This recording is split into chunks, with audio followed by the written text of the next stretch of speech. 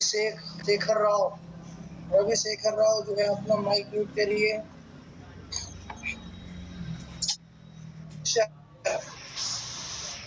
अपन COPD के बारे में अपन पढ़ रहे थे, सीओपीडी। तो सीओपीडी में अपन ने टाइप्स देखे थे, है ना। मैंने बताया था कि सीओपीडी कैसी कंडीशन होती है जिसमें पेशेंट को सांस लेने में दिक्कत होती है, मतलब जो एयर होती है, जो रेस्पिरेटरी एयर होती है, ठीक है, तो वो सही तरीके से इन्फ्लेट नहीं हो पाती, मतलब कहीं ना कहीं जो है ऑब्स्ट्रक्शन हमें जो है सीओपीडी वाले पेशेंट को देखने को मिलता है।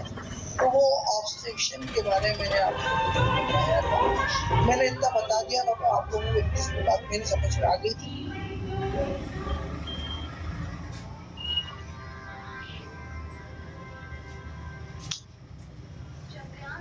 हेलो, आवाज आ पा रही है?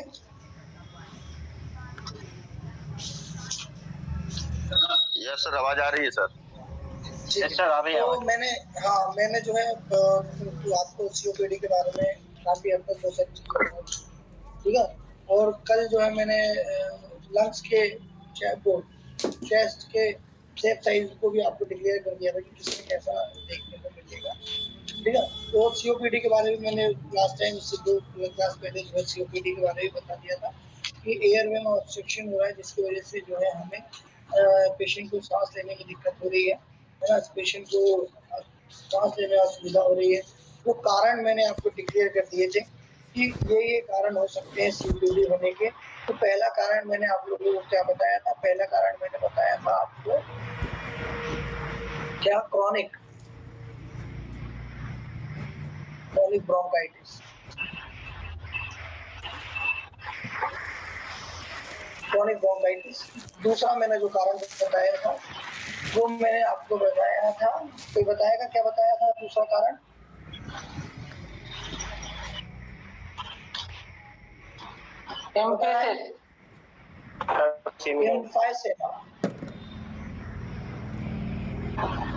एम्फाइसेमा, क्योंकि कल अपन एम्फाइसेमा को भी डिस्कस कर लिया था।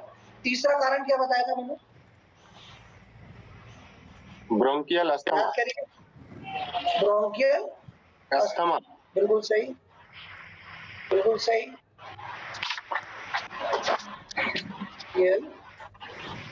अस्थमा।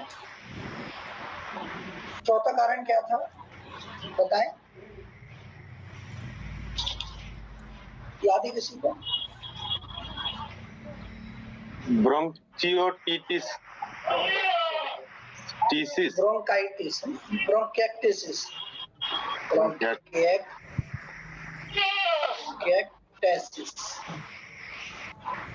ठीक है। तो ये 4 कारणों से मैंने आपको बताया था कि पेशेंट को क्या होगा, सीओपीडी वाली कंडीशन में पेशेंट पहुंचेगा। अब इन 4 कारणों में हमने 2 कारण हमने कल परसों देख लिए थे, आपका क्रॉनिक ब्रोंकाइटिस, आपका एम्फाइसेमा, ठीक है। आज अपन देखेंगे ब्रोंकियल अस्थमा और अपन देखेंगे ब्रोंकिएक्टेसिस, ठीक है। अभी कितने बच्चे ऐड हो गए? इम्पोर्टेंट टॉपिक है इसलिए अपन डिस्कस करेंगे। अच्छा, एक चीज और मैं आपको बताना चाहूंगा। तो मैंने ये सोचा है आप लोगों को कि जो अपने निर्धारित समय है, टाइम है क्लास का, जो अटल बिहारी वाजपेयी का जो क्लास का टाइम है, अटल बिहारी वाजपेयी का जो है क्लास का जो टाइम है, ठीक है। तो वो तो अपन निर्धारित समय डे के डे हिसाब से लेंगे, जैसे आज कि 10 से 11 है, कल आपकी 12 से 1 है, ठीक है। तो इस तरीके से निर्धारित समय तो लेंगे अपन जो मॉर्निंग का। अब हमने ये प्लान किया है कि इसी अपन अटल बिहारी वाजपेयी के उसमें मैं इवनिंग पे भी कोशिश करूंगा कि आप लोगों को पढ़ा सकूं। तो आप लोग सहमत हैं इसके लिए? जी सर, जी सर, जी सर, बिल्कुल सर, इवनिंग में पढ़ सकते, इवनिंग में पढ़ाइए। Yes sir. ये तो सर, इवनिंग में टाइमिंग क्या रहेगा सर? ये तो अपने निर्धारित समय पे अपन चलाएंगे, अपना जो अपना चलेगा इसी पे ही मैं क्लास क्रिएट करके आप ज्वाइन हो जाइएगा, ठीक है। और यही जो टाइम रहेगा इस इवनिंग का जो हम टाइम रखेंगे वो आपको सुटेबल के हिसाब से आप हमें बता दें कि मैं 9 बजे के बाद का सोच रहा हूँ कि 9 बजे के बाद आप डिसाइड कर लें, कभी भी 1 घंटे में डेली आपको उसके बारे में फिर दूसरी ऐसी बीमारियों के बारे में बताऊं जिसमें आपको नॉलेज है ना। ये आपके सब्जेक्ट पे हो चाहे ना हो, लेकिन आपको उस चीज का ज्ञान होना चाहिए, ठीक है। तो अगर आप लोग सहमत हैं 9 बजे के बाद पढ़ा नहीं सर, सुबह 5 से 6। नहीं इतना सुबह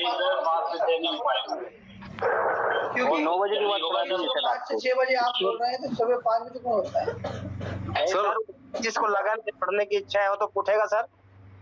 हाँ नहीं वो ठीक है, लेकिन हम तो नहीं उठ पाएंगे ना जिसको पढ़ाने की इच्छा है।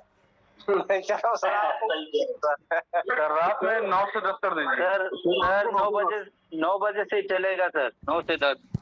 9 बजे से चलेगा 9 बजे। तो अपन कोशिश करेंगे 9 बजे से सबके लिए सुटेबल नहीं है सर 10 बजे तक। सर 9 से 10 तो क्लास सर ठीक रहेगा। नाइट में 9 बजे से 10 बजे तक ठीक रहेगा सर। नाइट में 10 से कर लेते हैं, 10 से कर लेते हैं, ठीक। हाँ सर वो भी बेस्ट रहेगा। 10 से 11 करिए सर, 10 से 11। भाई सब कुछ सुटेबल नहीं हो, जैसे आप लोगों की इच्छा। अगर आप लोग को पढ़ने की आप इच्छुक हैं तो सर इच्छा है तो आपको 10 से 11 इसी में है। ठीक है सर। अगर आप लोगों को जो है इच्छा होगी रात में नींद लगने लगती सर, दिन में रखिए। नहीं 10 से 11 10 सही रहेगा सर। 10 से 11 सही है सर। नहीं 11 ज्यादा हो जाएगा सर दिन में रखिए, दिन में। चलिए आप लोग डिसाइड कर लीजिएगा आप लोग, ठीक है। डिसाइड करके मुझे व्हाट्सएप कर दीजिएगा। 9 से 10 ठीक रहेगा सर। दिन में 2 बजे रखिए, 2 से 3। या फिर विनोद जी को रखिए, रात में नींद लगने लगती है। दिन में नहीं सर, दिन में 2 से 3 रहेगा।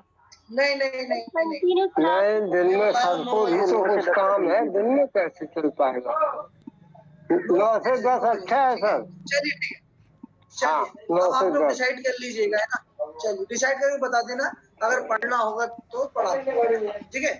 जी सर आप पढ़ाए 9 से 10 पढ़ाए। चलिए 9:30 से 10:30 अब साइलेंट कर लीजिए। अब अपन जो है अब नया टॉपिक पढ़ेंगे ब्रोंकियल अस्थमा, ठीक है। ब्रोंकियल अस्थमा के बारे में आज अपन पढ़ेंगे, है ना। तो सब लोग जो मैं 1 मिनट दे रहा हूँ सभी को, तो आप लोग सब म्यूट कर लीजिए। जब मैं पूछूं तभी जवाब दीजिएगा, है ना। सब लोग म्यूट कर लीजिए प्लीज।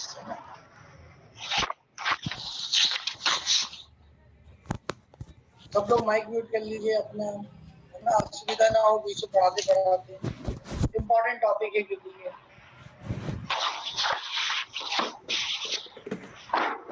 देखिए अभी भी किसी ने माइक म्यूट नहीं किया, तो कृपया कर लें।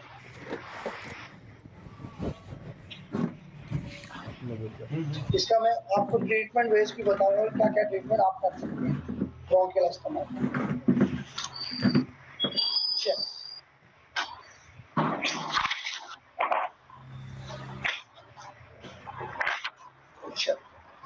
म्यूट करिए, ठीक है। अब अपन जो है आज का जो टॉपिक है अपना है ब्रोंकियल अस्थमा। ब्रोंकियल आपकी आज 11-12 बजे से कोई क्लास तो नहीं है? नहीं सर, नहीं है सर।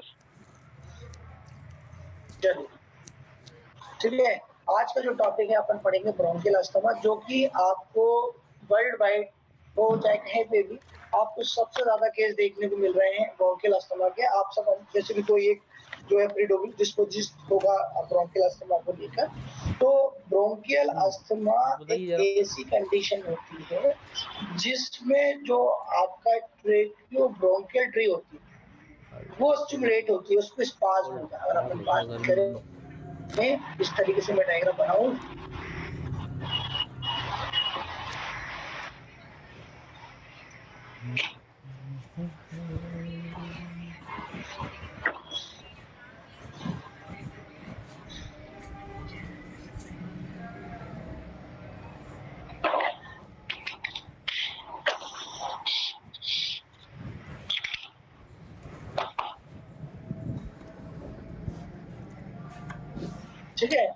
ट्री है, ये ब्रोंकियल ट्रेकिया है, ठीक है। ट्रेकिया लगभग 16 से 20 सेंटीमीटर की होती है, जैसे मैंने बताया, सॉरी 10 से 15 सेंटीमीटर की होती है, ठीक है। और इसमें 16 से 20 रिंग के लगभग इसमें रिंग्स होती हैं।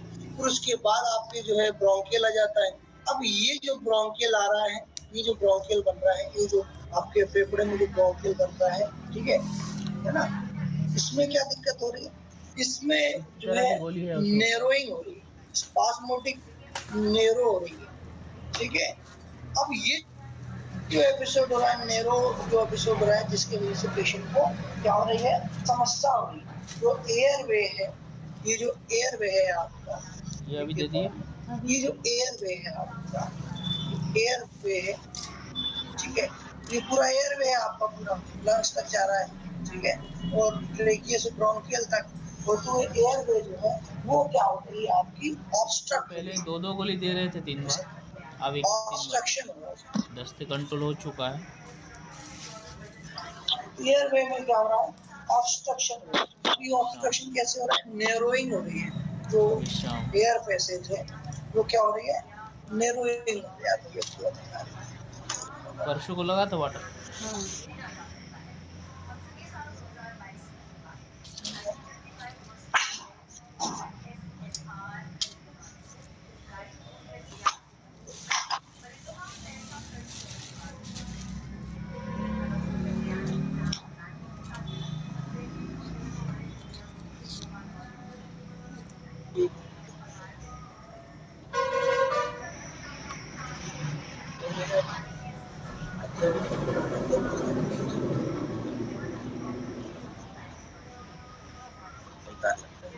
क्या नाम से भाई?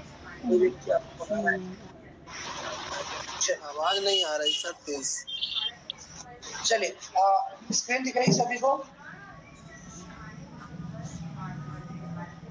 स्क्रीन दिख रही है? स्क्रीन दिख रही है सभी को? जी सर, जी सर। सर दिख रही है। हाँ सर दिख रहा है। आवाज आ रही है मेरी? सर हाँ स्लो सर, आ आ रही रही थोड़ा है। सा। सर आ रही है। चलिए, ठीक है। तो इस कंडीशन में क्या होता है कि जो एयरवे, एयर जो पैसेज है आपका, जहां से ऑक्सीजन जा रही है, वो ऑब्स्ट्रक्शन हो रहा है इसमें। ऑब्स्ट्रक्शन क्यों हो रहा है? क्योंकि जो एयर ट्रेकिया है, अपन क्या बोल रहे हैं, ट्रेकियो ब्रोंकाई, अपन क्या बोल रहे हैं, ट्रेकियो, है ना, या ट्रेकियो ब्रोंकियल, वो क्या हो रही है, उसका पैसेज नैरो हो रहा है, पतला हो रहा है, ठीक है, नैरो हो रहा है। अब वो किसकी वजह से नैरो हो रहा है, स्पास्मोटिक नैरो हो रहा है, किसकी वजह से हो रहा है, कुछ पैथोलॉजिकल कंडीशन हो रही है, कुछ ऐसी चीज हो रही है जिसकी वजह से ये ऑडियो डाउन कर लो थोड़ा।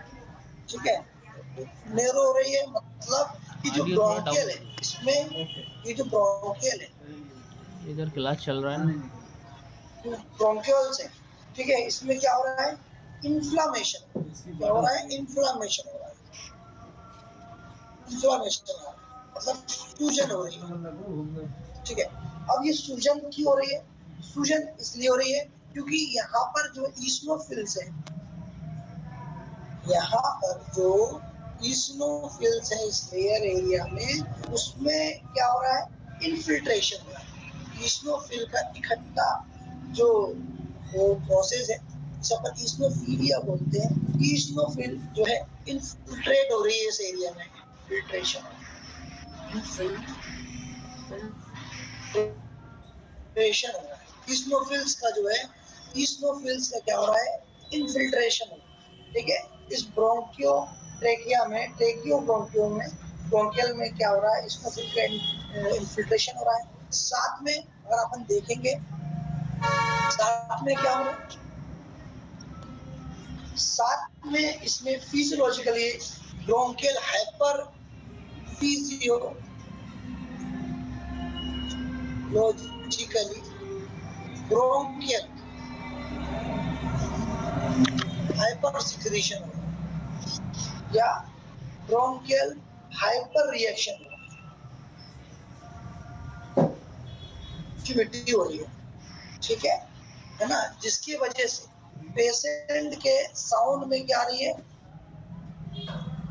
बीजिंग आ रही है, पेशेंट जब सांस लेता है तो हमें जो सीटी जैसी आवाज आती है उसके चेस्ट। क्लिनिकली अगर अपन देखते हैं तो हमें क्या देखने को मिला है, देखिएगा पेशेंट को कफ देखने, ठीक है, पेशेंट को चेस्ट में टाइटनेस देखने को मिलेगी। आवाज सुन पा रहे हैं? ठीक है, पेशेंट को बीजिंग साउंड देखने को मिलेगा, सीटी जैसी घर घर आवाज आएगी। ठीक है, अब ये सब क्यों देखने को मिल रहा है? कारण इसका ये है कि इसकी जो ट्रेकिया वाले एरिया में, इसके जो ब्रोंकियल वाले एरिया में, इसमें ईस्नोफिल का इन्फिल्ट्रेशन ज्यादा हो रहा है। ईस्नोफिल्स जो है ज्यादा हमें देखने को मिल रहा है, इसके ब्रोंकियल हाइपर एक्टिविटी देखने को मिल रही है, जिसकी वजह से जो इसका पैसेज है वो क्या हो रहा है, नेरो हो रहा है। इसका जो पैसेज है नेरो हो रहा है। अब ये पैसेज नेरो होने की वजह से क्या होगा, ऑक्सीजन सही मात्रा में लंग्स में नहीं आ पाएगी, जिसकी वजह से पेशेंट ज्यादा उसको कफिंग होगी। कफिंग होने के बाद जो है क्या होगी, चेस्ट में टाइटनेस होगी, उसको बीजिंग साउंड सुनने को मिलेगा। ठीक है, अस्थमा का जो पेशेंट होता है, अगर अपन प्रीडोमिनेंटली अस्थमाटिक इंडिविजुअल एज के हिसाब से देखें तो उसका सबसे ज्यादा प्रभाव जो देखने को मिलता है, जिसमें उत्पत्ति होती है, वो जो होती है 5 से 30 ईयर के बीच में जो पेशेंट रहेगा उसमें अपन को देखने को मिलेगा, मतलब इंडिविजुअली इनिशिएशन इनमें देखने को मिलेगा, इनिशिएशन देखने को मिल जाएगा। ठीक है, अब ये जो अस्थमा वाला जो पेशेंट, उसमें जो आपके टी हेल्पर सेल है, लिम्फोसाइट्स है, वो क्या होंगे, उस मैकेनिज्म में आएंगे, जिसकी वजह से IgE, ठीक है, जो कि इम्यूनोलॉजिकल फैक्टर है, वो आपको क्या है ज्यादा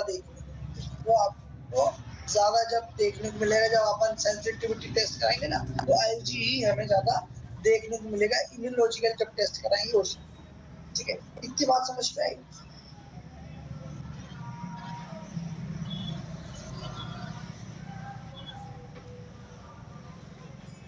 बात समझ पाई सभी को?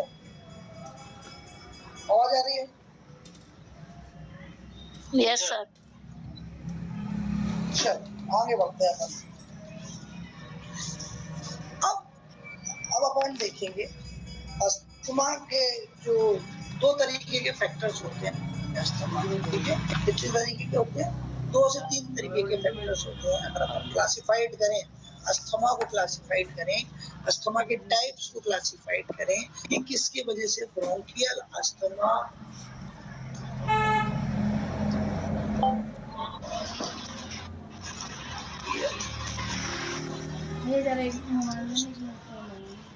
ठीक है, ब्रोंकियल अस्थमा जो है, अगर अपन टाइप्स की अगर बात करें ब्रोंकियल अस्थमा की, तो ये 2 तरीके के हमें टाइप्स ज्यादा देखने को मिलते हैं, तो हम पढ़ते हैं और हम क्लिनिकली उसको वेरीफाई करते हैं, 2 तरीके के। ठीक है, तो पहला जो तरीका होता है ब्रोंकियल अस्थमा, जो कि हम ब्रॉडली उसको इटियोलॉजिकली कारण निकालते हैं कि भाई ये कारण हो सकते हैं जिसकी वजह से आज ब्रोंकियल अस्थमा होता है। पहला अगर हम बात करें, उसका नाम है एक्सट्रिंसिक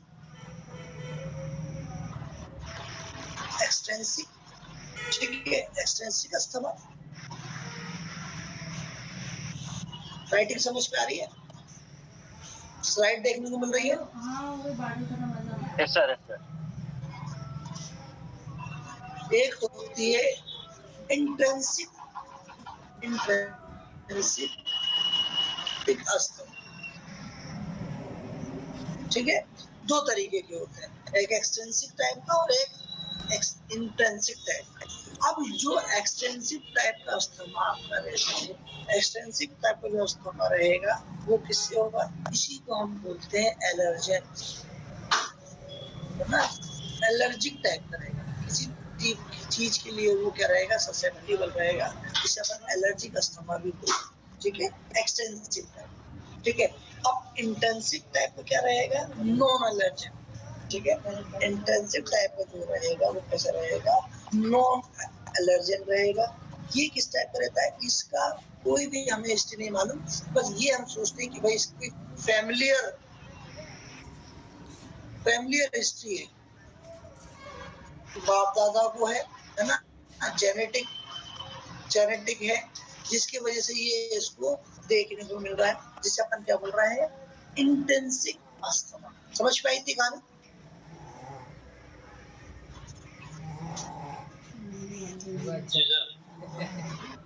यस सर।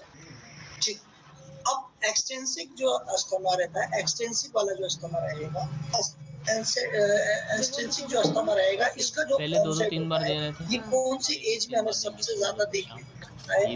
ये हमें बच्चों में देंगे, बच्चों में इसका ऑनसेट, ठीक है। बच्चों में इसका ऑनसेट मतलब कब ये उत्पन्न होता है, कब ये देखने को मिलता है, कब ये बनता है, तो बच्चों में ज्यादा हमें देखने को मिलता है, ठीक है। अगर अपन यही इंट्रिंसिक टाइप की बात करें, ये हमें कब क्या देखने को वयस्क में जो एडल्ट जो रहते हैं, एडल्ट लेना, ठीक है, ये मैं हमें क्या में देखने को मिलेगा, एडल्ट में देखने के साथ जो लग रहा है वो अब जो एक्सटेंसिव टाइप का जो अस्थमा ये होता है, तो दिखलाने का फिर बंद कर देंगे। मतलब जो एलर्जी वाला टाइप का रहता है वो कैसा रहेगा, हमें कॉमन देखने को मिलेगा, है ना, कॉमन देखने को मिलेगा, मतलब ये ज्यादा देखने को मिलते हैं ये केस, कॉमन केस जो है इसी के होते हैं, हमें एक्सटेंसिव एलर्जी वाले होते हैं, चाइल्डहुड से देखने को मिलते हैं।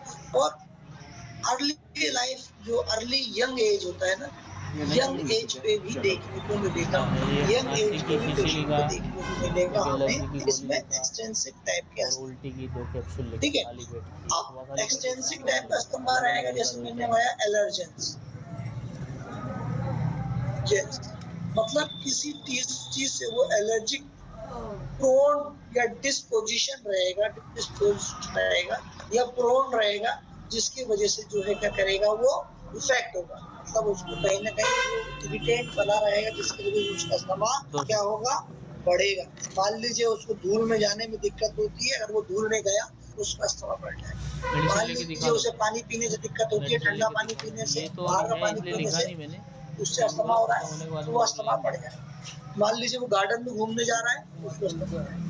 मान लीजिए उसे ठंड में होती है, मान लीजिए उसे बरसात में होती है, मान लीजिए उसे गर्मियों में होती है, तो ये एक एलर्जिक टाइप की कंडीशन होती है, जिसमें पेशेंट को अस्थमा बढ़ने के चांसेस होते हैं, जिसे अपन क्या बोलते हैं, एक्सटेंसिव अस्थमा। मतलब किसी ना किसी चीज से उसको एलर्जी रहेगी, जिससे उसका अस्थमा क्या रहेगा, बढ़ जाए। समझ पाए इतनी कहानी? समझ पाई? उम्र क्या है तुम्हारा? जी सर। 46। इस कंडीशन में क्या रहेगा, पेशेंट की जो IgE है, IgE जो कि आपकी इम्यूनोलॉजिकल फैक्टर है, वो क्या करेगा, IgG सीरम में बढ़ जाएगा, एक्सटेंसिव फैक्टर, इंटेंसिव पे भी बढ़ेगा, लेकिन एक्सटेंसिव में अगर आपको जांच करनी है तो आपको IgE जो है आपको बड़ा देखने को मिलेगा। एक्यूट मीडिएटर रिस्पॉन्स अगर अपन बात करें एक्यूट टाइम में, तो हमें जो है IgG ज्यादा देखने को मिलेगा, ठीक है। मैस्ट सेल जो है हमें ज्यादा देखने में, हिस्टामिन जो सेल्स हैं, प्रोस्टाग्लैंडिन जो सेल्स हैं, वो जो है हमें ज्यादा देखने को मिलेगा, इस्नोफिल्स जो है हमें ज्यादा देखने को मिलेगा। समझ आ गया? अगर यही अपन इंटेंसिक की बात करेंगे, तो इंटेंसिक अस्थमा जो है कि नॉन एलर्जिक टाइप का होता है, नॉन इडियोसिंक्रेटिक टाइप का होता है, सॉरी एलर्जिक तो नहीं बोलेंगे, ठीक है। तो ये क्या होगा, मैंने बताया ये अस्थमा कब डेवलप हो रहा है, फैमिलियर बैकग्राउंड से हो रहा है, उसकी कोई पहले से कोई लाइफ हिस्ट्री रही है ना, उसके पेरेंट्स में या किसी में जो है ज्यादा देखने को मिलेगा। लेकिन इसपे जो IgE का जो फैक्टर रहेगा, वो या तो उसमें नॉर्मल मिल सकता है, या तो थोड़ा स्लाइटली चेंज देखने, जो इम्यूनोलॉजिकल सेंसिटिविटी टेस्ट कर। समझ पे आ रहा है? ये कौन सा हो गया, ये इंट्रिंसिक टाइप का होता है। इंट्रिंसिक टाइप समझ में आ रहा है ना सभी को? आवाज आ रही है सभी को मेरी? जी सर आ रही है। ठीक है, अब आगे अपन बढ़ते हैं। वो बीच में आ रहा है। मेरे बताना शाम को तो डालूं तो आगे बढ़ते हैं। तो इस पेशेंट की जो एलर्जिक कंडीशन होती है, इस पेशेंट की जो एलर्जिक कंडीशन कैसी होगी, एलर्जिक कंडीशन क्या होगी, पेशेंट को राइनाइटिस हो जाएगा, राइनाइटिस हो जाएगा, उसको छींके आएंगी, छींके के साथ उसकी पानी बहने लगेगी, नाक से पानी आने लगेगा, ठीक है, नाक से पानी बहेगा, छींके आएंगी कंटिन्यू, उसे अपन राइनाइटिस बोलते हैं, ठीक है, वो होगा। या पेशेंट को क्या होगा, अर्टिकेरिया होगा। अर्टिकेरिया आप सब कुछ समझते हैं। खाली पेट, ये शाम को खाली पेट, कल से ये शाम से, ये कल से सुबह ले चुके हैं, अब कल से ये शाम से, और या तो ये पेशेंट शाम को को एक्जिमा ज्यादा देखने को मिलेगा, और ये 3 बार। ये सब चीजें अगर पेशेंट को देखने को मिल रही है तो ये मान लीजिए कि पेशेंट किसी न किसी चीज से एलर्जन है, और एलर्जन होने के बाद से पेशेंट को जो है एलर्जिक अस्थमा हो, बड़ी ढक्कन से एक ढक्कन 3 बार, ठीक है। लेकिन यही अपन इंटेंसिव की बात करेंगे, इंटेंसिव में ये क्या रहेगा, ये एब्सेंट रहेगा, भोजन बाद, ये खाली पेट शाम को, ये भोजन के या बाद नन रहेगा, चल रहा मिलेगा है ही, चलेगा। ठीक है। दोनों में आपको अंतर समझ पे आ जाना चाहिए, ठीक है। तो बिल्कुल स्लो समझा रहा हूँ मैं, है ना, आपको कुछ चीज को समझ पे आना चाहिए। एक सुबह खाली पेट। अब अपन बात करेंगे chronic bronchitis, asthma, asthma allergic asthma अगर पेशेंट को है, कंटिन्यू खांस रहा है, तो जो क्रॉनिक ब्रोंकाइटिस है, ठीक हो जाएगा, ऐसा कोई स्थिति नहीं है कि ठीक नहीं होगा, जो है एलर्जिक अस्थमा में नॉन रहेगी या फिर एब्सेंट रहेगी, एलर्जिक अस्थमा है ना, या तो वो एब्सेंट रहेगी। लेकिन अपन यही इंटेंसिव की बात करेंगे, इंटेंसिव में ये प्रेजेंट रहेगी, पेशेंट को खांसी आ रही है, सलगम आ रहा है, सांस लेने में दिक्कत हो रही है, तो ये जो है आपको किसमें देखने को मिलेगा, क्रॉनिक ब्रोंकाइटिस में देखने को मिलेगा, एलर्जिक में नहीं मिलेगा, ठीक है। अब अगर हम एम्फीसेमा की बात करें, दोनों चीज में बता चुका हूँ आप लोग को, ब्रोंकाइटिस भी बता चुका हूँ, ठीक है, ब्रोंकाइटिस बता चुका हूँ ना मैं आपको, क्रॉनिक ब्रोंकाइटिस। हाँ सर, 3 महीने से ज्यादा रहेगा तो क्रॉनिक में आएगा ना, क्रॉनिक में बता चुका हूँ ना आपको, यस सर, पास अटेंड नहीं किए ठीक है। अब आपकी गलती भाई साहब, ठीक है। तो एक्जिमा अगर एम्फाइसेमा की बात करेंगे, एम्फाइसेमा की बात करेंगे तो एक्सटेंसिव में क्या रहेगा, अनयूजुअल रहेगा, मिलेगा और ना भी मिलेगा, ठीक है, अनयूजुअल रहेगा। यही अपन इंटेंसिव की बात करेंगे, इंटेंसिव अस्थमा की बात करेंगे, वो कॉमन रहेगी, वो कॉमन कंडीशन है, ठीक है।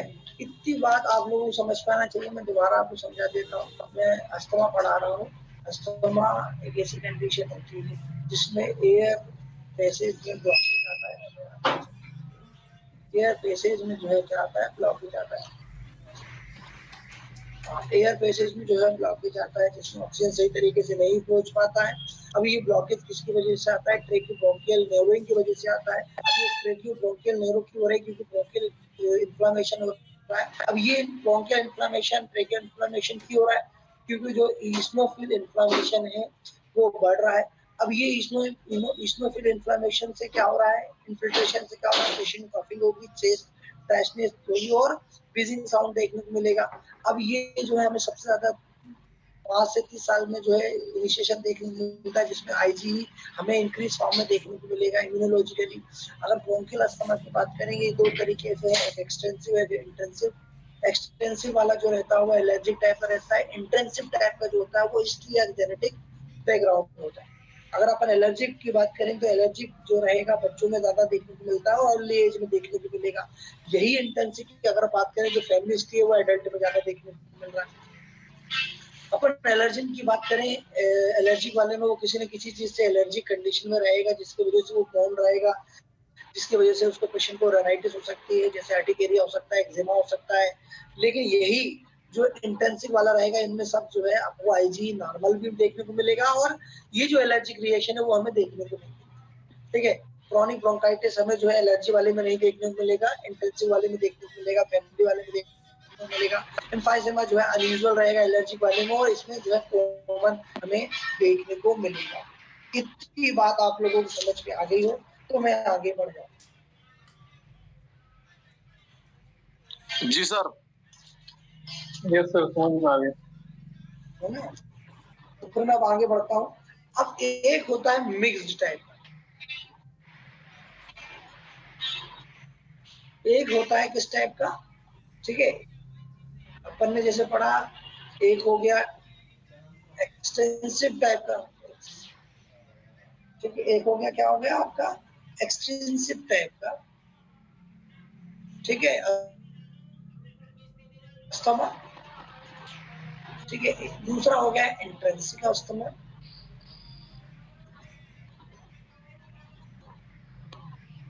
वो एक होता है मिक्स्ड टाइप, अपन क्या बोल रहे हैं, मिक्स्ड टाइप या मिक्स्ड अस्थमा,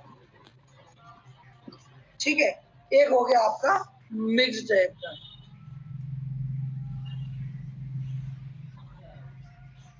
एक हो गया आपका मिक्स्ड टाइप का। मतलब इसमें अब क्या हो रहा है, पेशेंट को दोनों कंडीशन मिलेगी, दोनों कंडीशन की वजह से हो रहा है। जैसे कोई व्यक्ति है लंबे समय तक जो है एलर्जी कंडीशन में है, ठीक है, उसको बढ़ने को मिल रहा है। कोई व्यक्ति है फैमिली हिस्ट्री है, तो ये दोनों कंडीशन, मतलब वो किसी चीज से एलर्जिक भी है, साथ में उसकी कोई फैमिली हिस्ट्री भी है, जिसकी वजह से ये किस टाइप का अस्थमा बन रहा है, ये मिक्स्ड टाइप का अस्थमा, मिक्स्ड टाइप का अस्थमा बन रहा है, ठीक है। किसी से एलर्जी भी है उसको और उसकी फैमिली हिस्ट्री भी है, तो मिक्स्ड टाइप का अस्थमा बन रहा है। तो आपको ये रूल आउट समझ में आ जाना चाहिए। अब अपन जो है इसकी क्लिनिकली वेरिफिकेशन के पास सकते हैं, मिक्स्ड अस्थमा को और अच्छे से समझते हैं और अच्छे से उसको क्लियर कट जो है वेरीफाई करेंगे कि कैसे अपन सिम्टोमेटिकली दोनों को वेरीफाई करेंगे, कैसे अपन समझेंगे, ठीक है। चलिए,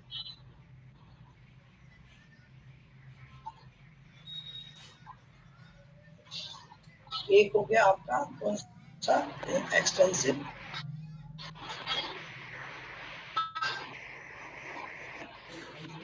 और एक हो गया इंटेंसिव अस्थमा।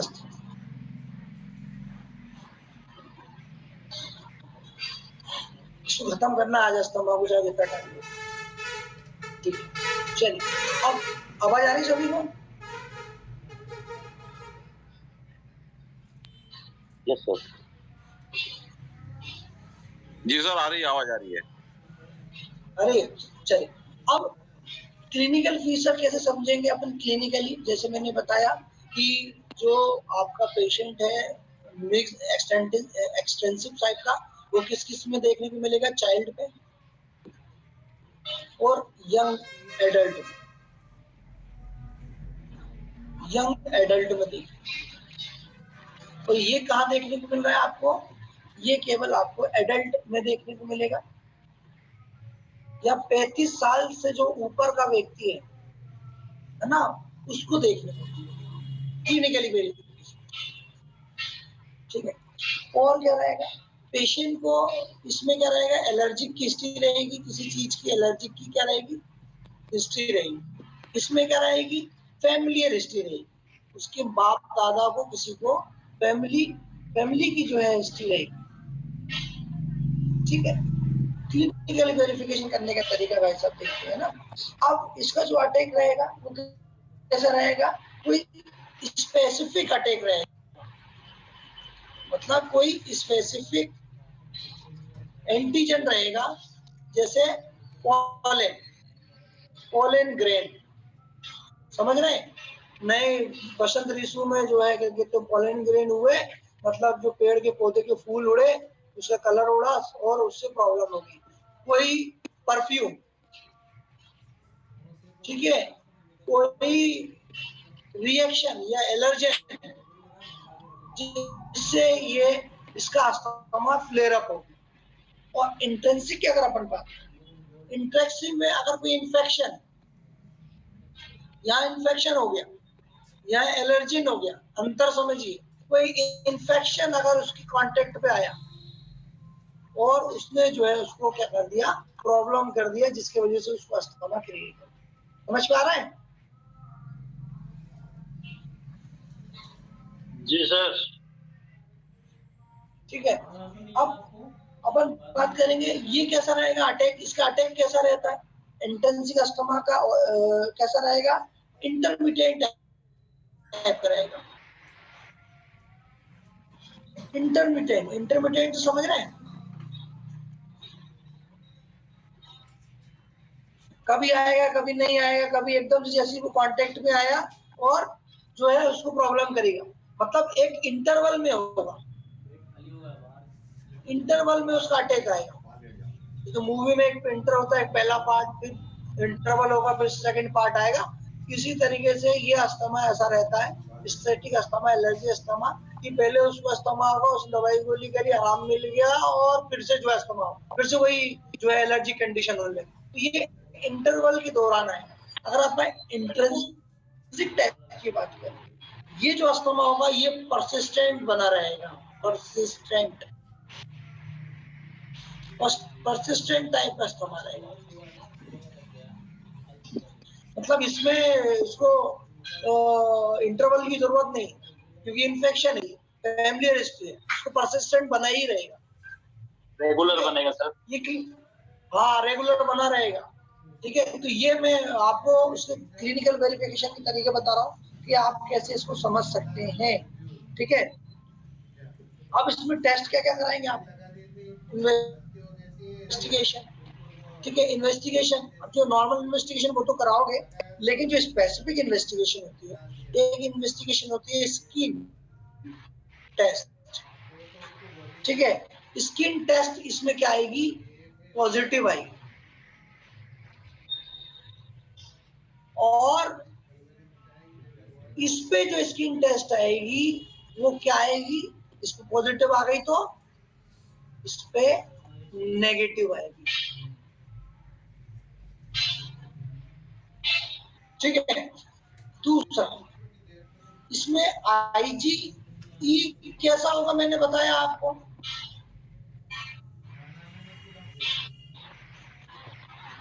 बड़ा हुआ रहेगा, राइज्ड मिलेगा। और इसमें IgE कैसा आएगा, IgE इसमें इंटेंसिव में बताइए, नॉर्मल रहेगा या स्लाइटली एलिवेटेड होगा।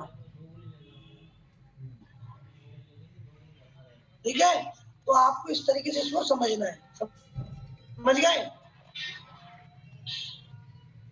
समझ पे आ गई। Yes sir, yes. इसकी जो प्रोग्नोसिस होगी,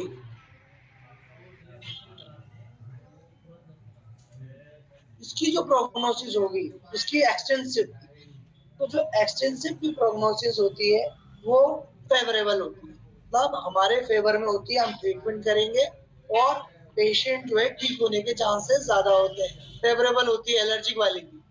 ठीक है, मतलब गुड टाइप की होती है, अगर आप अच्छे से ट्रीटमेंट करेंगे तो पेशेंट ठीक होगा। लेकिन इसकी जो प्रोग्नोसिस होती है, प्रोग्नोसिस तो मतलब समझ रहे हैं ना, ट्रीटमेंट करने के बाद क्या चांसेस हैं, या बीमारी होने के बाद क्या चांसेस है उसको ठीक होने, तो इसकी जो प्रोग्नोसिस होगी वो कैसी होगी, पुअर। ठीक है, इसकी प्रोग्नोसिस कैसी होगी, पुअर होगी। इसकी कैसी होगी, इसकी बढ़िया होगी। समझ आया?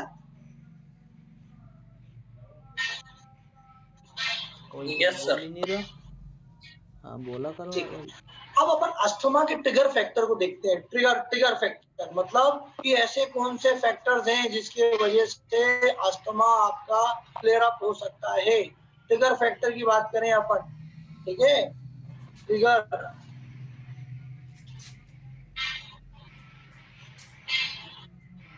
Triggers of asthma.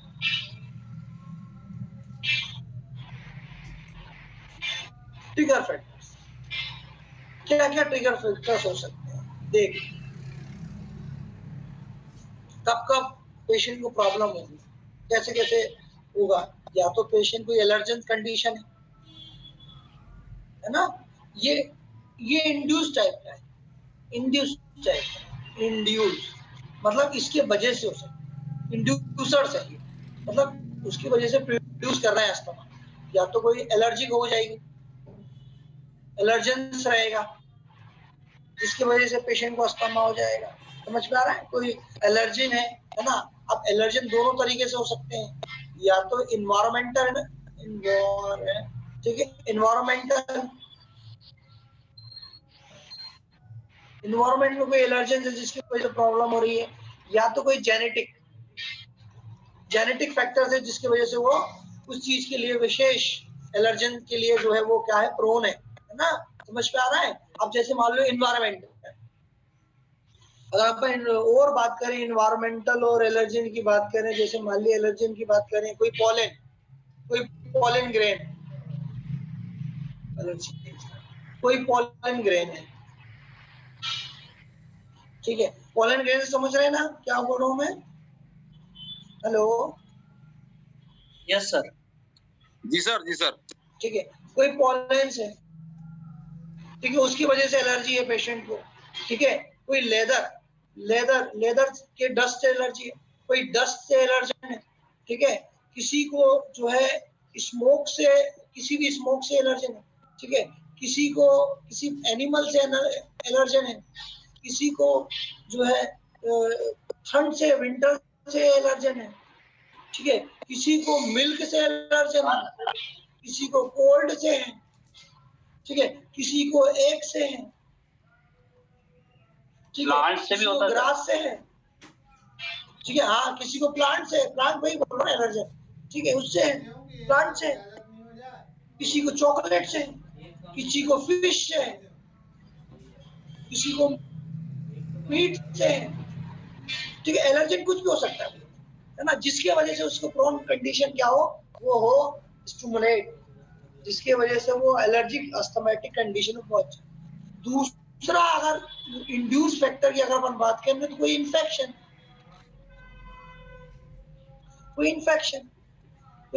है, किसी के पेशेंट के एयरवे में गया और एयरवे में जाके उसको स्टिमुलेट किया, स्टिमुलेट करने के बाद एयर इन्फिल्ट्रेशन हुआ, इसनोफिलिया हुआ, इन्फ्लेमेशन हुआ और पेशेंट को अस्थमैटिक कंडीशन, ठीक है। तो ये कब मिलेगा? 30-35 साल के बाद मिलेगा। ये एक फैमिलियर और एक जेनेटिक वाला भी हो सकता है ना। अब एक होता है इन्फेक्शन से परे अस्थमा हो रहा है, जिसका अपन को बोलते हैं इंड्यूस टाइप का, सिगरेट वाला, सिगरेट स्मोकिंग या बीड़ी स्मोकिंग जो कर रहा है, तो भैया जो भी कर रहा है उसको बंद करना, उसकी वजह से हो सकता है ना। उसकी वजह से भी जो है इंसान को क्या प्रॉब्लम हो जाएगी, है ना।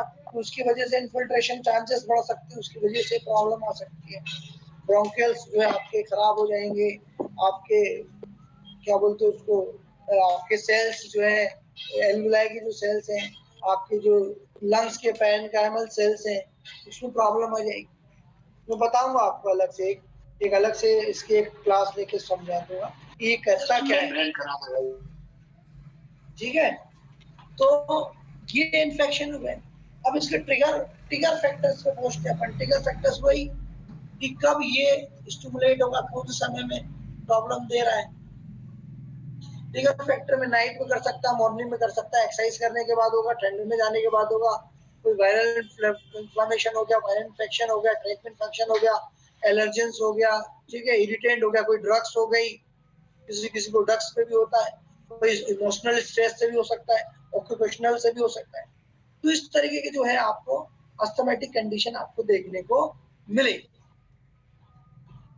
ठीक है। आपको समझ में आई इतनी कहानी? जी सर। चल आगे बढ़ते हैं। तो अपन समझते हैं अस्थमैटिक अटैक को। अस्थमैटिक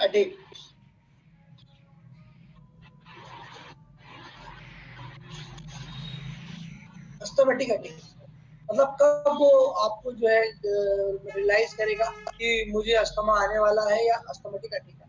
तो पहली जो स्टेट होती है वो होती है प्री मॉनिटरी सिम्टम, जिसे अपन बोलते हैं अस्थमैटिक ओरा, क्या बोलते हैं, अस्थमैटिक ओरा। अब इस कंडीशन में क्या होगा, अस्थमैटिक ओरा, पेशेंट को अस्थमा आने से पहले कुछ लक्षण आएंगे, कुछ लक्षण आएंगे। अस्थमैटिक आने से पहले पेशेंट को कुछ लक्षण आएंगे, जैसे अपन कह सकते हैं प्री मोनिटरिंग स्टमक या अस्थमैटिक ओरा। ठीक है, अगर अपन अस्थमैटिक ओरा की बात करेंगे तो उसमें ऐसे कौन कौन से लक्षण देगा। पेशेंट क्या करेगा, स्नीचिंग करेगा, उसको क्या होगी, छींके आएंगी। पेशेंट को रनिंग नोज होगी, पेशेंट को स्टिफनेस होगी, कहाँ पे, अपर रेस्पिरेटरी ट्रैक पे। ठीक है, अपर रेस्पिरेटरी ट्रैक पे जो है उसको स्टिफनेस लगी। और क्या होगा, ड्राउजी होगी,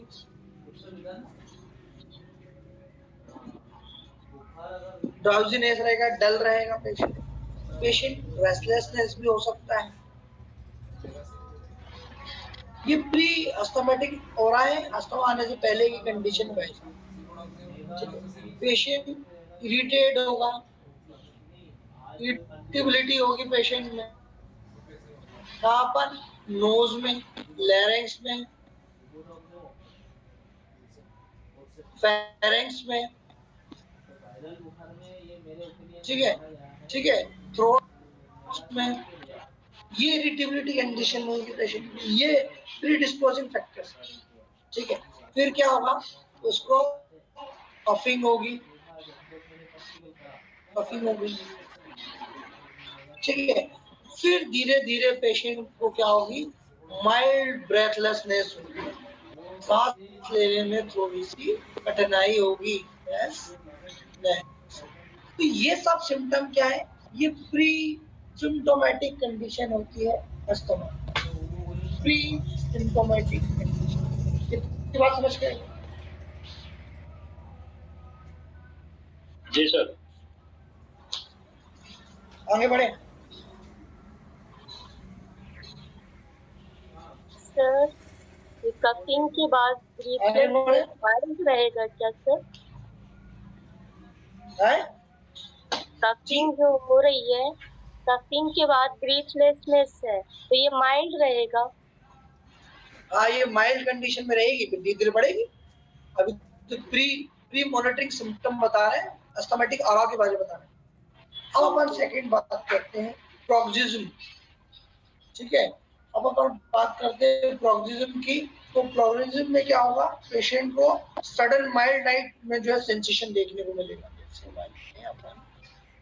पैरोक्सिज्म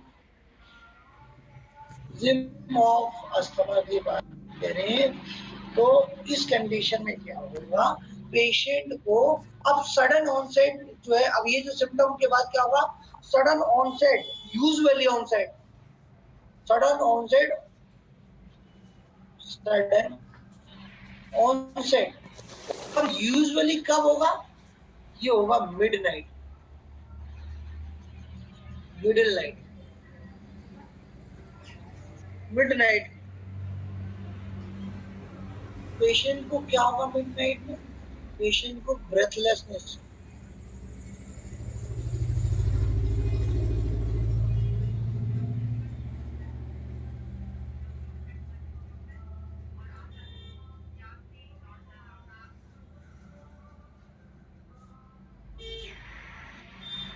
सीटी जैसी घर घर आवाज आएगी।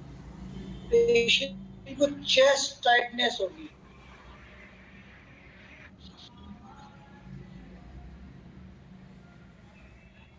समझ में आ रहा है। पेशेंट अपनी ब्रीथ के लिए फाइट करेगा, क्या करेगा, फाइट करेगा। उसको सांस दिक्कत होगी, पेशेंट को जो है सांस लेने में दिक्कत होगी, तो पेशेंट परेशान होगा, है ना। पेशेंट को क्या होगा, पेशेंट एंजियस होगा, एंजाइटी में पहुंच जाएगा। ठीक है, पेशेंट अगर ज्यादा दिक्कत होगी तो पेशेंट साइनोसिस में भी पहुंच सकता है। पेशेंट को पर्सपिरेशन होगा, पर्सपिरेशन मतलब पसीने आएंगे, घबराहट होगी, उसके हाथ पैर क्या होंगे, ठंडे पड़ेंगे, कोल्ड एक्सट्रीमिटीज होगी। ये सीवियर कंडीशन बता रहा हूँ भाई साहब मैं। नॉक्टर्नल कहलाता है ना, नॉक्टर्नल नॉक्टर्नल अस्थमा भी बोल सकते है ना। जी जी जी, नॉक्टर्नल अस्थमा भी बोल सकते हैं।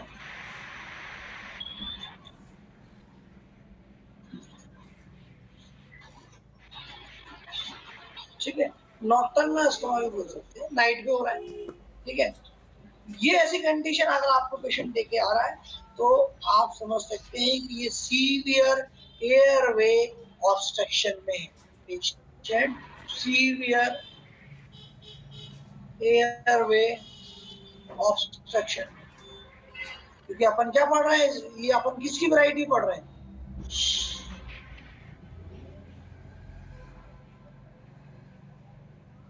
सीओपीडी की पढ़ रहे हैं। ठीक है, सीओपीडी सर, समझ में आ रहा है। तो सीवियर एयरवे ऑब्स्ट्रक्शन पेशेंट आएगा, पेशेंट को साइलेंट ट्रैकीकार्डिया होगा, एकदम से उसको पता ही नहीं चलेगा पेशेंट ट्रैकीकार्डिया है।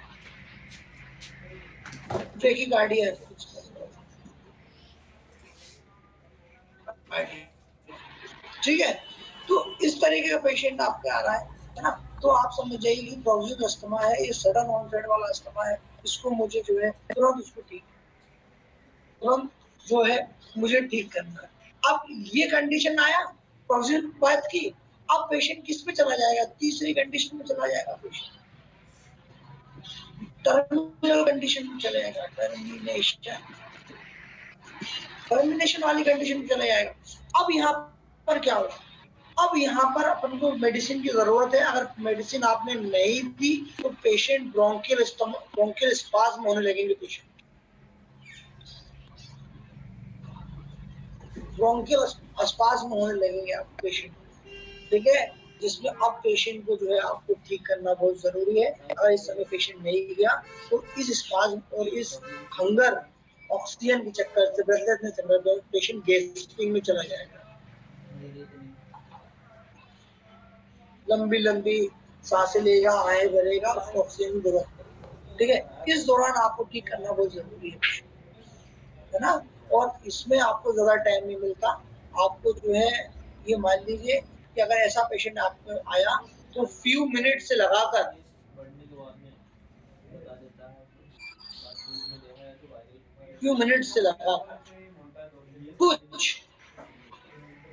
कुछ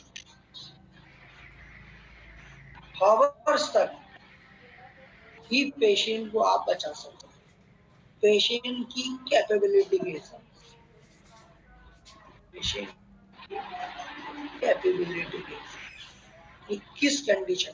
दूसरा, पेशेंट की कंडीशन को हिसाब से, समझ में आ रहा है। तो इस तरीके से जो आप समझ सकते हैं कि पेशेंट को हमें किस जगह और कब क्या करना है, उसको हम किस तरीके से मॉनिटर कर सकते हैं, किस तरीके से मॉनिटर कर सकते हैं, और किस तरीके से ट्रीटमेंट हम कर सकते हैं। अब जैसे मान लीजिए जांच की अगर अपन बात करें ओवरऑल, तो मैंने अलग अलग जांच की बात बताई। जांच की अगर बात करें तो इन्वेस्टिगेशन में आप जो है सीबीसी करा लीजिए, ठीक है। अब सीबीसी आप कराएंगे तो सीबीसी में आपको क्या देखने को मिल सकता है, कोई बताएगा? इस्नोफिल्स जो है, इस्नोफिल्स के जो काउंट है, इस्नोफिल्स अपन बाउसी की तो बात कर रहे हैं, इस्नोफिल्स के जो काउंट है वो कैसे रहेंगे, पेशेंट को बढ़े रहेंगे, जिसे अपन क्या बोलते हैं, इस्नोफीलिया। ठीक है, क्या बोलते हैं अपन, इस्नोफीलिया बोलते हैं। तो ये हमें जब हम सीबीसी हमने ब्लड कल्चर कराया, ब्लड सैंपलिंग कराई, ब्लड सैंपलिंग में अगर आप देखेंगे इस्नोफिल्स आपको ज्यादा देखने, इस्नोफीलिया पेशेंट को देखने को मिलेगा। ठीक है, फिर आप दूसरी जांच क्या करा सकते हैं, बताएं भाई साहब? सर पीएफटी चेस्ट एक्स कराएंगे, पीएफटी कराएंगे, स्पायरोमेट्री कराएंगे।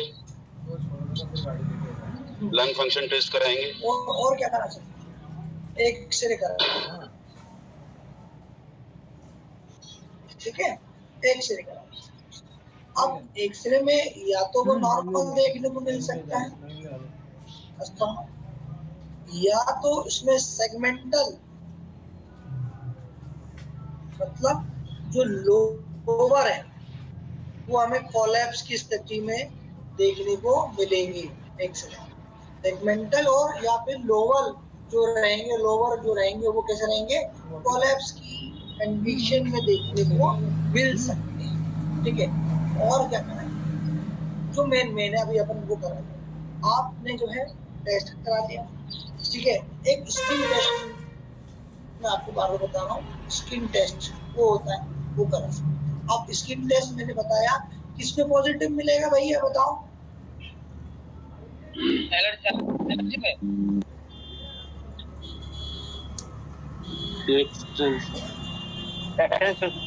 इंट्रिंसिक में क्या मिलेगा, एक्सटेंसिव में क्या मिलेगा, पॉजिटिव बड़ा होगा, और इंट्रिंसिक में, हाँ इंट्रिंसिक में क्या मिलेगा, नेगेटिव। समझ में आ गया। हाँ, अब अपन और टेस्ट कराना है तो अपन जो है सेंसिटिविटी टेस्ट करा सकते हैं, आईजीई जो है अपन टेस्ट करा सकते हैं, एलर्जी टेस्ट करा सकते हैं, जिसे अपन आईजीई स्पेसिफिक टेस्ट बोलते हैं उसको, ठीक है। अब ये इंटेंसिव में कैसे मिलेगा भाई साहब बताओ,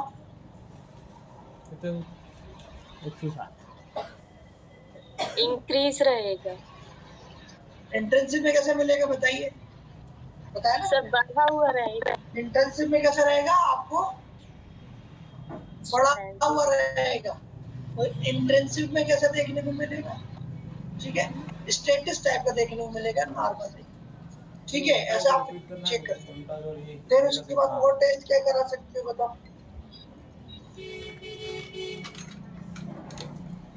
बताओ।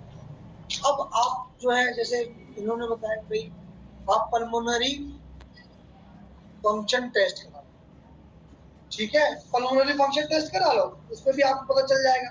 अब पल्मोनरी फंक्शन टेस्ट कराएंगे आप, तो आपको उसको जो है उसकी एफएफपी और जो है एफएफपी बोल रहा हूँ, आपको फंक्शन उसकी फोकस है वो पता चल जाएगी, उसका प्रेशर पता चल जाएगा, किस तरीके से पेशेंट जो है एक्सेल कर रहा है, किस तरीके से पेशेंट एक्सेल कर रहा है, तो उसकी अस्थमेटिक कंडीशन में आपको पता चल जाएगा। अगर पेशेंट अस्थमा में रहेगा, तो जो पेशेंट का FE है तो forceful expiratory volume 1 first episode में, ठीक है, वो कैसा मिलेगा, फॉल डाउन में मिलेगा, ठीक है। पेशेंट का प्रेशर एक्सपिरेटरी फोर्सफुल रिड्यूस जो रहेगा आपका, वो भी कैसा मिलेगा, फॉल डाउन मिलेगा।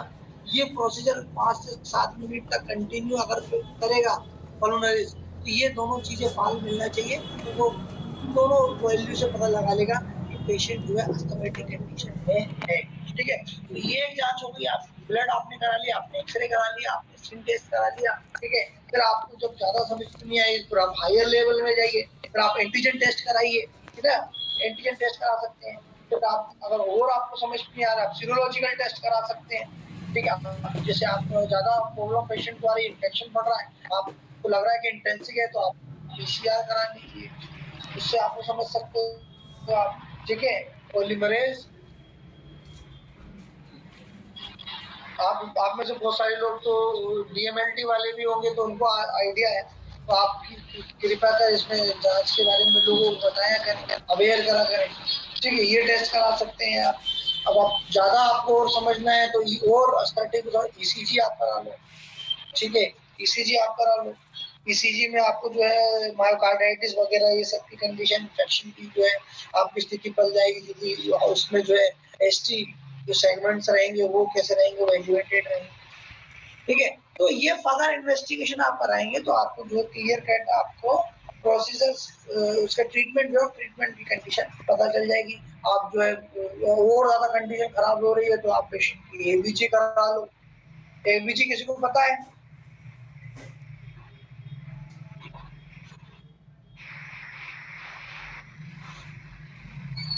किसी को पता है क्या?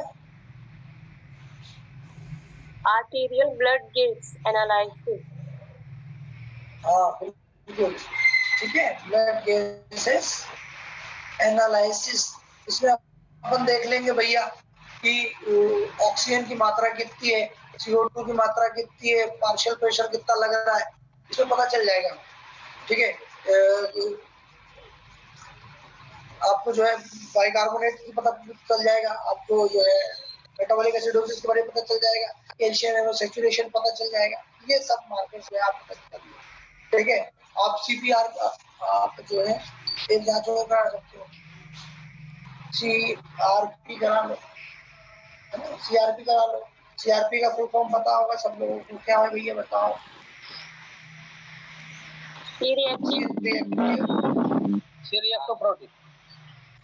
प्रोटीन, ठीक है, तो C रिएक्टिव प्रोटीन का, ठीक है, ये अपन को रेस्ट मिलेगा, है ना, प्रोलैक्टिन भी रेस्ट मिलता है। तो ये सब अपन जांच करा रहे हैं तो पेशेंट को अपन समझ सकते हैं कि पेशेंट अस्थमैटिक कंडीशन, वो क्लिनिकल सिम्टम आपके पास पेशेंट लेकर आ रहा है तो, ठीक है, ये सारे पेशेंट आपके पास पेशेंट सिम्टम लेके आ रहा है, तो आप इससे ये क्लियर कर सकते हैं कि ये जो पेशेंट है ये जो है अस्थमा। अब आपको इतनी बात समझ में आई तो फिर मैं आगे बढ़ूंगा।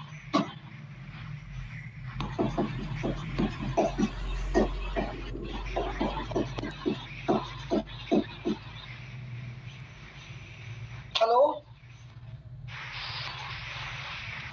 जी सर, आवाज आ रही है? आवाज चली गई थी 1 मिनट के लिए, आ गई। हेलो, आवाज? हाँ आ गई सर, आ गई। आप लोगों को मेरी आवाज आ पा रही है? यस सर, आवाज आ रही है। हेलो, हाँ सर, आना चालू हो गई है। अच्छा, वो स्क्रीन दिख रही है, आवाज समझ में आ रही है? हाँ जी सर, आ रही है, थोड़ी धीमी आ रही है लेकिन आ रही है। चलिए, अब अपन जो है उसको समझते हैं, किसको, कोई पेशेंट आपके पास आया है, उसको कैसे आपको मैनेज करना है। आप कहें तो बताएं, नहीं तो नहीं बताएं।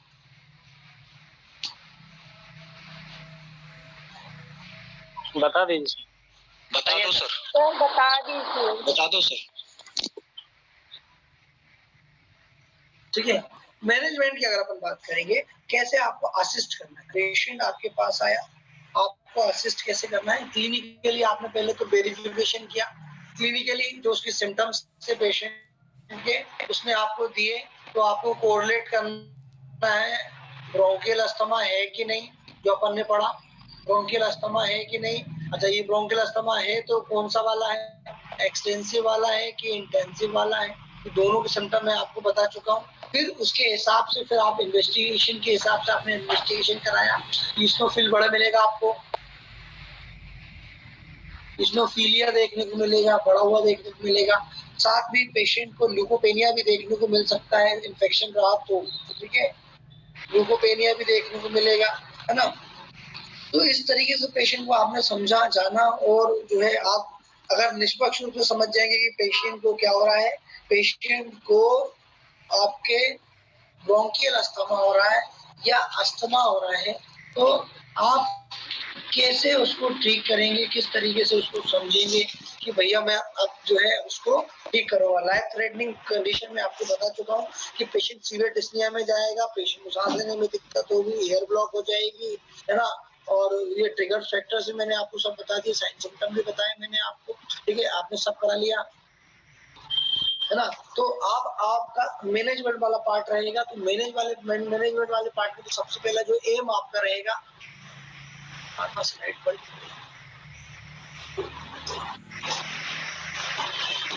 तो जो मेन एम रहेगा आपका, एम क्या रहेगा, उसको ठीक करने का जो एम्स रहेंगे आपके, सबसे पहले तो उसको जो है आपको रिकग्नाइज करना है कि वो किस तरीके का, पहले आपको क्या करना है, इसको रिकग्नाइज करना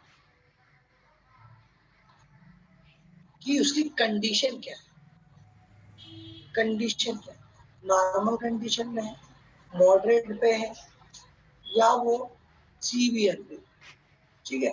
तो इसको आपको कैटेगराइज करना है पेशेंट, आपने असेसमेंट किया, आपने इंटरनल असेसमेंट किया। इंटरनल असेसमेंट करने के बाद धीरे धीरे आपकी कहानी बढ़ती जाएगी। ठीक है। अब जैसे मान लीजिए पेशेंट आपके पास आया इमरजेंसी में, आपकी ओपीडी में, आपने असेस कर लिया कि पेशेंट कंडीशन क्या है। पेशेंट को हाइपोक्सिया तो नहीं हो रहा है। हाइपोक्सिया समझते हैं सब लोग? पेशेंट को हाइपोक्सिया तो नहीं हो रहा, ठीक है ना?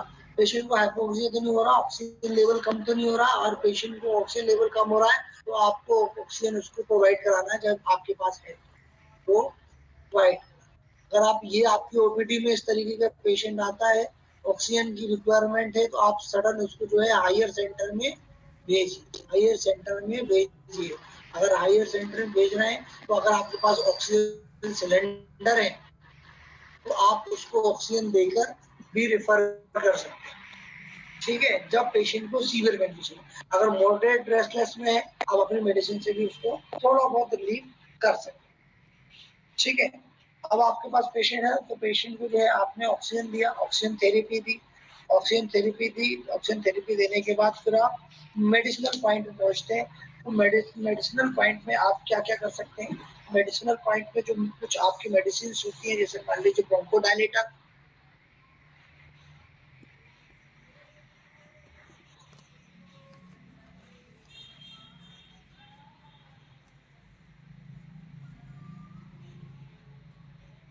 ब्रोंकोडायलेटर दे दीजिए। ठीक है, ब्रोंकोडायलेटर दे दीजिए आप, जैसे सल्बुटामॉल हो गया, ल्यूमालिन हो गया, आपका अमीनोफाइलिन हो गया, ठीक है, डेरिफाइलिन हो गया, एक्टिफाइलिन हो गया। तो वो ब्रोंकोडायलेटर आप जो है उसको देके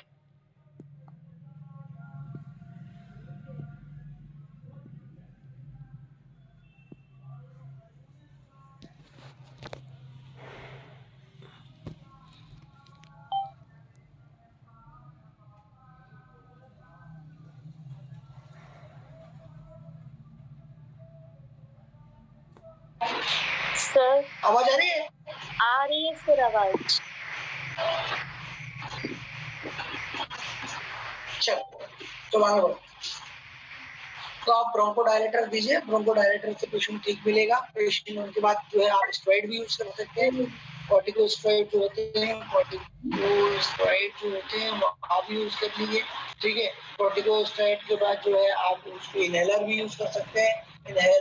इनहेलेशन में जो है दो तरीके से, आप या तो नेबुलाइजेशन करवा दीजिए, नेबुलाइजेशन करा दीजिए, या पेशेंट को आप जो है इनहेलर पंप भी यूज कर सकते हैं। फिर फर्दर मैनेजमेंट ट्रीटमेंट का एंटीबायोटिक जो भी आपको यूज। तो इतनी बात समझ पाना चाहिए, अपन ने जो है दोनों चीजों को समझ लिया। ठीक है। यस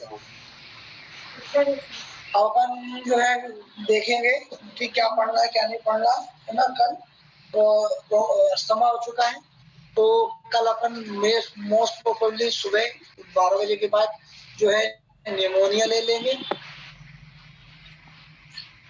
ठीक है, निमोनिया के बाद अपन पल्मोनरी ट्यूबरक्लोसिस लेंगे। ठीक है, फिर अपन लेंगे यूरल। आवाज आ रही है? जी सर। सर उसमें प्लूराइटिस भी लेना है। यूरल इन्फ्यूजन लेंगे। हाँ, इन्फ्यूजन ले लेंगे, फ्लोर इन्फ्यूजन। फ्लूराइटिस भी ले लेंगे, थोड़ा सा टॉपिक है। फ्लूराइटिस ले लिया। ठीक है, फिर उसके बाद साथ में अपन ले लेंगे न्यूमोथोरेक्स। फिर अपन ले लेंगे न्यूमोथोरेक्स के बाद ले लो आप हीमोथोरेक्स और हाइड्रोथोरेक्स भी अगर लेना होगा तो हाइड्रोथोरेक्स भी ले लेंगे। ठीक है, और कुछ बच गई क्या बताओ?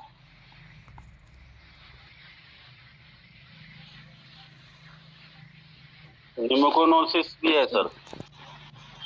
है? क्या रह गया? इसको वापस आपको लिस्ट भेजता हूँ मैं दोबारा से। मैं एक्चुअली तो पॉकेट है ना? नहीं ले अब शायद इसके पहले अपन को लेना पड़ेगा, एक रह गया है आपका ब्रोंकिएक्टेसिस रह गया है,